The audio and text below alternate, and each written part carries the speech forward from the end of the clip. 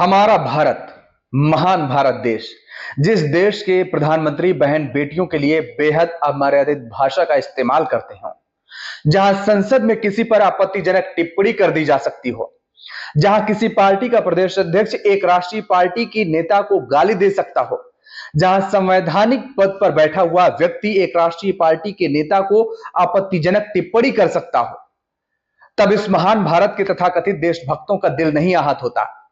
लेकिन इसी देश में जब एक दिहाड़ी मजदूर किसी नेता के लिए आपत्तिजनक टिप्पणी कर देता है, जिस पर कार्रवाई भी हो जाती है, लेकिन वही तथाकथित देशभक्तों के द्वारा अपनी छाती पीटी जाने लगती है। अब जरा बताइए, सोनिया गांधी को जर्सी गाय किसने कहा था? कांग्रेस की विधवा किसने कहा था? चुनावी मंच से 50 करोड़ की गर्लफ्रेंड की बात किसने की थी? क्या यह गाली नहीं है?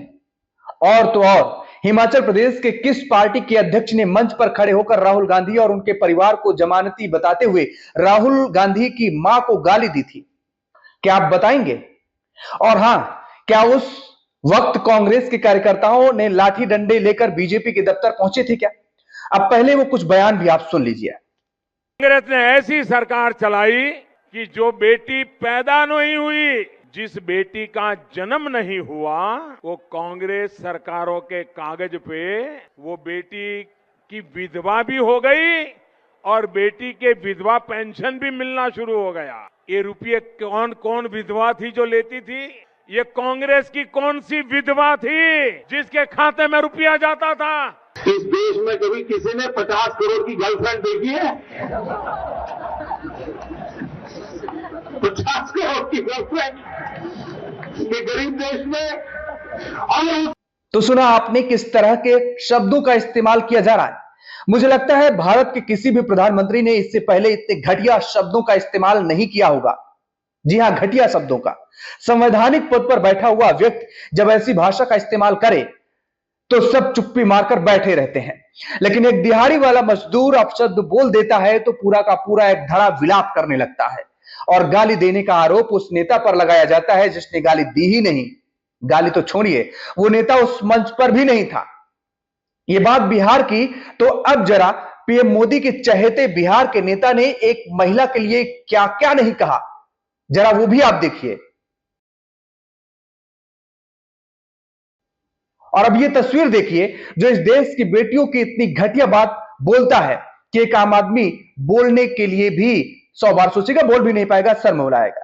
पढ़िए आप खुद, मुझे तो पढ़ने में भी शर्म आती है। जिस पर वरिष्ठ पत्रकार ममता त्रिपाठी लिखती हैं, सारिका पासवान हैं, आरजेडी की प्रवक्ता हैं, उनके लिए ऐसी घटिया भाषा बोलने वाला आदमी अभी किसी अन्य के लिए ऐसी भाषा बोल या लिख रहा होगा। शासन प्रशासन चुप है, मतलब मौन स्वीकृति है। वैचारिक मतभेद रखिए, मगर भाषा की मर्यादा को लांघने वाले का हश्र क्या होना चाहिए सबको पता है। नीतीश कुमार की इमेज सुशासन बाबू की थी, अब तो सब घोर के पी गए हैं। सोशल मीडिया पर गालीबाज बहुतायत में बढ़ते जा रहे हैं। शासन प्रशासन के वरदहस्त का कमाल है। अब जरा एक और बयान याद दिलाता हूं आपको। साल 2019 में हिमाचल प्रदेश के बीजेपी अध्यक्ष थे सतपाल सिंह सत्ती मंच पर खड़े होकर राहुल गांधी और उनके परिवार को जमानती बताते हुए और फिर कहते हैं कि जो खुद जमानत पर हो वह प्रधानमंत्री को कैसे चोर कह सकता है, जिसके बाद राहुल गांधी के लिए उनकी मां की गाली भी दी गई। सुनिए जरा। मंच के ऊपर से नरेंद्र मोदी जी को चोर बोल रहे हैं, चौकीदार चोर है। भैया तेरी मां की जमानत हुई है, तेरी अपनी जमानत हुई है, तेरे जीजे की जमानत हुई है, पूरे टब्बर की जमानती है। नरेंद्र मोदी की ना जमानत हुई, ना केस बनाना किसने सजा दी। तू कौन होता जज की तरह चोर बोलने वाला? यानी एक प्रजाति आदमी ने देखा मैं जहां से मंच से नहीं बोल सकता, उसने फेसबुक के ऊपर दे लिखा, परंतु ईशा ने कहा कि मैं आपको यहाँ बोल के नहीं, मैं आपको कहता कि बोल नहीं सकता, क्योंकि इतना राहुल जी के बारे में हम भी नहीं बोल सकते, क्योंकि पार्टी के नेशनल लीडर है और 3 बार के एमपी है। मैंने कहा लिखा क्या? बोल के दो। कहते लिखा नहीं, आप थोड़ा फेसबुक के ऊपर पढ़ा, देखो हमसे भी ज्यादा गुस्सा लोगों को। तो उसने लिखा है, मैं तो फिर बाही मन से नहीं बोल रहा हूं। उसने लिखा है कि अगर इस देश का चौकीदार चोर है, अगर तू बोल। यह वीडियो सोलन के रामशहर का है जो शिमला लोकसभा क्षेत्र में पड़ता है और बीजेपी प्रदेश अध्यक्ष सतपाल सिंह सत्ती ने 14 अप्रैल 2019 को पार्टी प्रत्याशी के पक्ष में प्रचार करते हुए ये बातें कही थी और एक मामला यूपी का भी है, जहां कांग्रेस प्रवक्ता सुरेंद्र राजपूत कहते हैं कि टीवी चैनल की डिबेट के दौरान बीजेपी के एक प्रवक्ता ने उनकी मां को गाली दी, जिसकी शिकायत भी उन्होंने पत्र के जरिए पीएम मोदी से की, लेकिन अब तक कुछ नहीं हुआ है। जरा सुरेंद्र राजपूत को भी आप सुनिए। मैं प्रधानमंत्री जी की इस बात से सहमत हूं कि प्रधानमंत्री जी की मरी हुई मां को गाली देना करोड़ों मांओं को गाली देना है और दोषियों के खिलाफ कठोरता से कार्रवाई होनी चाहिए। पर प्रधानमंत्री जी, जैसे आपकी मां है वैसे मेरी भी मां है। मेरी भी मां को, मेरी भी मरी हुई मां को आपके राष्ट्रीय प्रवक्ता ने बहुत नीच, निर्लज्ज और भद्दी गाली दी थी, और वो भी खुलेआम एक बहुत प्रतिष्ठित चैनल पर खुलेआम गाली दी थी। क्या किया आपने उसके खिलाफ? क्या आपने माफी मांगी? जैसे आप राहुल गांधी जी से माफी मंगवाना चाहते हैं, जो कि उस मंच पर नहीं थे, तेजस्वी जी उस मंच पर नहीं थे, छोड़ के जा चुके थे, हमारा कोई कार्यकर्ता था, या हमें तो उम्मीद है कि वो आपका कार्यकर्ता था। आप राहुल गांधी से माफी मांगने के लिए कह रहे हैं। मैंने तो आपको पत्र भी लिखा था।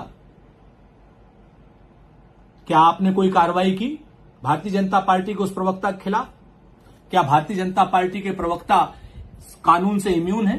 क्या आपने एफआईआर की? क्या मेरी मां को गाली देने वाले भारतीय जनता पार्टी के राष्ट्रीय प्रवक्ता को आपने पार्टी से हटाया? वो आज भी प्रवक्ता के पद पर है, आज भी चैनल्स पर डिबेट कर रहा है। तो प्रधानमंत्री जी, मेरी मां और आपकी मां बिल्कुल एक है। जैसे आपकी मां को गाली देने से करोड़ों मांओं का अपमान हुआ है, ऐसे ही मेरी मां को भी गाली देने से करोड़ों का अपमान हुआ। मुझे उम्मीद है कि आप निर्णायक कार्रवाई करेंगे, दोनों ही केस में निर्णायक कार्रवाई करेंगे। आपकी मां और मेरी मां को अलग अलग नहीं करेंगे, क्योंकि दोनों की मां है करोड़ों मांओं का प्रतिनिधित्व करती है। तो अब आप अंदाजा लगा सकते हैं कि असल में गालीबाज कौन है। कौन है जो इस देश की मां बहनों को खुल्लम खुल्ला गाली दे रहा है और फिर वोट बटोरने के लिए ये घड़ियाली आंसू भी बहा रहा है। ये आप अंदाजा लगाइए। और हां, हिमाचल प्रदेश के जिस तत्कालीन बीजेपी प्रदेश अध्यक्ष की मैंने बात की, उसको बाद में विधानसभा का टिकट दिया गया, विधानसभा चुनाव लाया गया और उसे विधायक बनवाया गया। और अभी आपने राजपूत को सुना, सुरेंद्र राजपूत को, वो कह रहे हैं 2 महीने हो गए हैं, उन्होंने प्रधानमंत्री नरेंद्र मोदी को भी पत्र लिखा है, लेकिन अभी तक कुछ हुआ नहीं। कहां गए ये मां बहनों का सम्मान करने वाले? ये जो कह रहे हैं, आज जो घड़ियाली आंसू बहाए जा रहे हैं, आज कहा जा रहा है कि मेरी मां को गाली दी गई है, मेरी मां का दोष क्या है? मेरी मां का अपमान देश का अपमान है। तो क्या राहुल गांधी की मां का अपमान देश का अपमान नहीं है? क्या आरजेडी की प्रवक्ता, महिला प्रवक्ता का अपमान देश की बहन बेटी का अपमान नहीं है? क्या जिस तरीके से हिमाचल प्रदेश से गाली दी गई सोनिया गांधी को, राहुल गांधी को, क्या वो देश की मां बेटी माओं का अपमान नहीं है? आपकी मां देश की मां, बाकी अन्य लोगों की मां वो कैसे देश की मां नहीं हो सकती हैं? जरा सोचिएगा आप।